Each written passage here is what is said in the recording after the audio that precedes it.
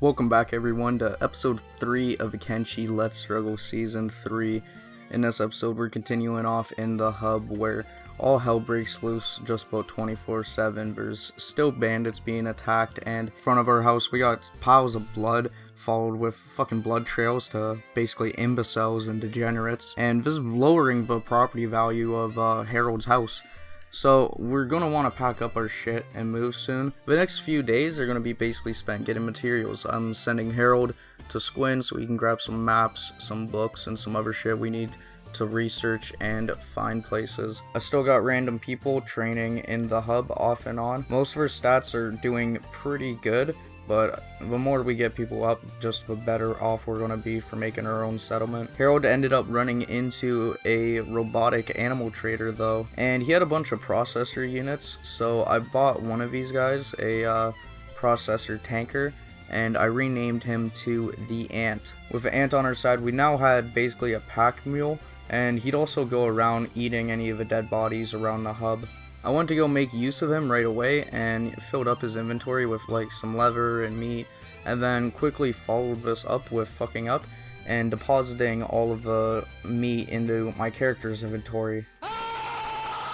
And I'll try to pick up one of the triage bandits, but he woke up, so after knocking him out again and taking off his weapon, we're able to get Harold to bring him over to one of the cages, and I was going to try and recruit him. I was still getting some of the Tech 2 and a lot of the Tech 3 things to research, so I had a lot of researching I felt to do before I wanted to leave a hub. But I did want to start collecting materials, so I put in a storage for some building materials as well as a metal chest for any like miscellaneous shit I might want to store. Then in the other house under the stairs next to the strength benches, I got the iron plate storage, so I'm putting iron plates in there. Now I kept on grabbing more things like books and maps every day as the shops refreshed in Squin.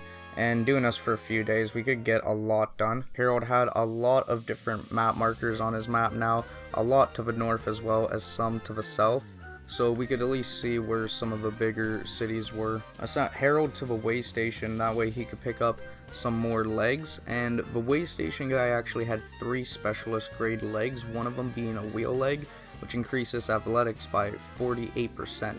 So I snapped all 3 legs. The other 2 are just normal ones, just 150 base stat in health, and with this we're ready to equip the wheel leg, and this makes Harold go way faster now, probably about 84% faster, seeing as before he was slowed down by 1/3. Even when he passed by a group of hungry bandits, they just didn't run after him because he's too fucking fast. Now we did run by a group of Holy Nation paladins and Holy Chosens, but only one of them actually chased Harold, and I just had Harold lead him all the way to the hub, where then we could fight him with some help from our miners. Ruka and Kang attempted to help Harold, and they ended up doing pretty good. I mean, they knocked him out in a few hits, and the Holy Chosen couldn't really do too much. I stored the legs in the metal chest, and I was planning to go to the Royal Valley. Now, Aro could have recommended me to go to the Royal Valley. I haven't been there before, and I thought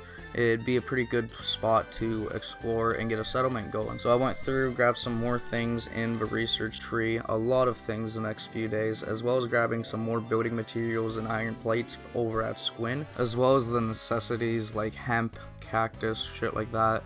That way we could grow our own crops and really start to turn a profit. Once got back to the hub though, I wanted to gather everyone in front of the first house. That way we could get ready, gather all the building materials, iron plates, and stuff we had gathered throughout the few days, and leave the hub in seek of a settlement. So we grabbed everything of importance, and with that, Harold and his group were all together ready to leave. So we would have to cross through a few different biomes. We could probably go through Shem and get through the bone fields, and then we can make it over to the Royal Valley. We might have to go through the burning forest, so we'll see how that goes. But with that, Harold and his group are off, ready to take a part in a new adventure. They hadn't fought any real big groups of bandits since they've been doing their training the past couple weeks, but we were about to find out if they were strong enough to hold their own in the wasteland. Leaving the border zone would mean they are leaving everything that they know in seek of something new. Luckily, they end up making it out of a border zone and into the swamps, where that would be where their first encounter would be. A triage bandit group stopped them in their tracks.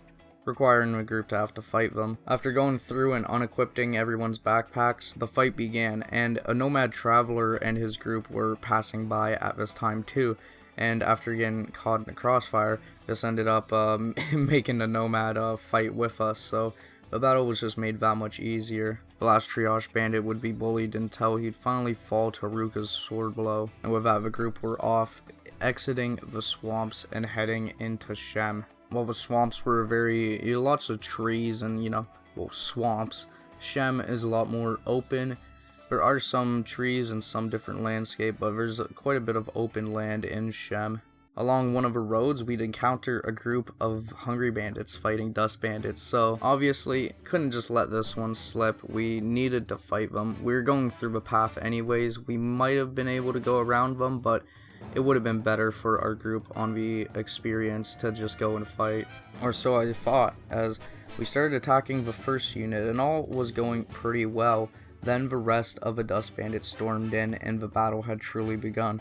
Even though we were doing pretty good taking out quite a bit of dust bandits at a time, they were doing the same to our group and started to slowly take out some of our weaker units, exploiting their weaknesses and aiming for the chest.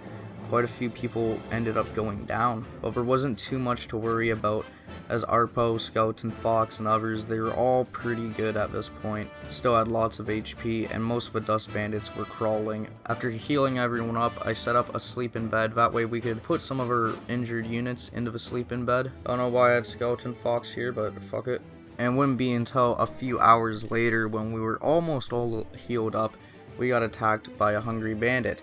Now, a hungry bandit's not too bad, and we were able to take him out pretty easy, but along with that was another battle. Some more hungry bandits, along with a Band of Bones warrior. The fact that most of our units were already still at one hit meant that they were pretty fucked. They didn't do all too well. Another half got knocked out, but they were able to survive and knock out the remaining bandits. They then healed, patched up, grabbed the sleeping bag, and headed off, back on a trail to the Royal Valley in quest for a home. Now, we were getting pretty close to the Royal Valley at this point. We were about halfway, and it wouldn't be too long until we got to their destination. But first, though, they had to go into the burning forest.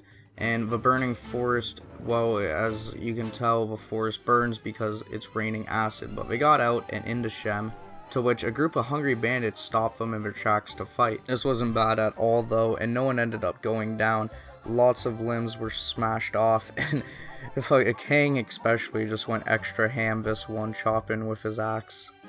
We had but a few kilometers to go until we could make it to Royal Valley, and arriving in Morn in the bone fields, there's, well, as the city name suggests, it's pretty dead.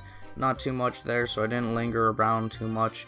We headed back to the bone fields because we were so close to setting up a settlement. I had no idea what to expect, and going into the Royal Valley from the bone fields was pretty hype. I haven't made it this far before, and this is my first time exploring this part of a map, so it was really cool to do so. Now, on first glance, though, the area is pretty dead, I had Herald prospect the area, and there's some iron, some copper and stuff, but there's not too much. That's when it started to rain acid.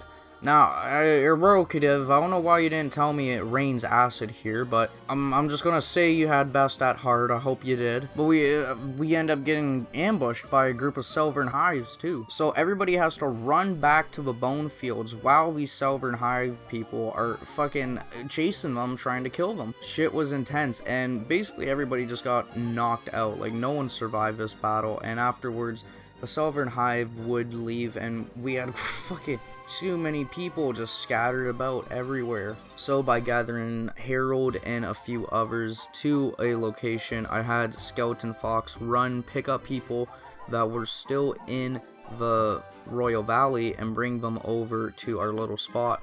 So I placed down a few camp beds and healed everyone up, and this is what I would do for the next few hours until they took off again. Now, the plan was to go into Shem, as, Shem seems like a pretty good spot to build. I've built there before, but I want to try building in a little bit of a different spot.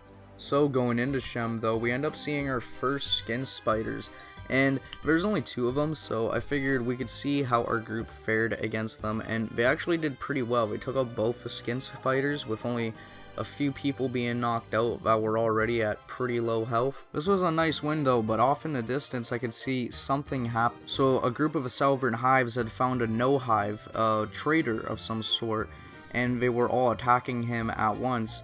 And after the battle, when they knocked him out, one said to take him to the king will love us. And with that, they ran off with the trader, taking him to the south to God knows where. Now, as bad as we felt for the trader, there wasn't anything we're gonna fucking do, you know. We're gonna find Salvern hives, it'll take us too, maybe. Even though they probably won't, you know, we're not just gonna be shit for them to level up on, so we continued on our path to make it to the Shem. This is when the next problem would arise, where a dust bandit boss would stop us and request cats in exchange for our lives. But we wouldn't be going down that easy. I decided to send everyone into battle, and there's too many of them, honestly. Everybody was already either one hit or knocked out.